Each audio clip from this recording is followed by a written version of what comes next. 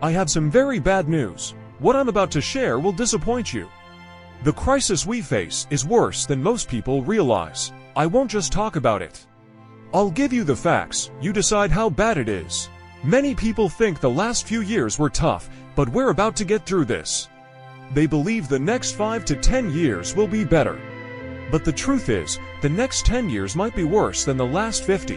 The last 50 years were a period of prosperity for the United States.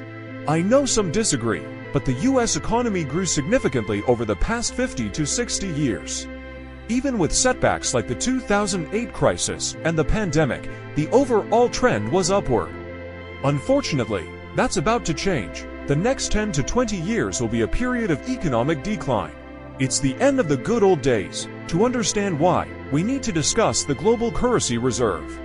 The US dollar dominates the global currency reserve. This gives the US significant economic advantages. For example, it makes it easier for US companies to trade internationally and for the US government to borrow money at low interest rates. However, the US has misused its power as the dominant currency. Sanctions and other aggressive policies have eroded trust in the dollar. This is leading other countries to seek alternatives. Meanwhile, the US is facing a massive debt crisis. The government spending is far exceeding its revenue. This unsustainable debt is a major threat to the US economy. If the US can't pay its debts, other countries will lose faith in the dollar. This could lead to a financial crisis and a significant decline in the US economy. The US is also facing increased competition from countries like China.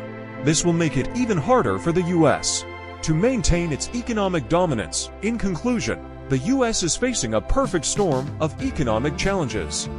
The good old days are over. The future looks bleak.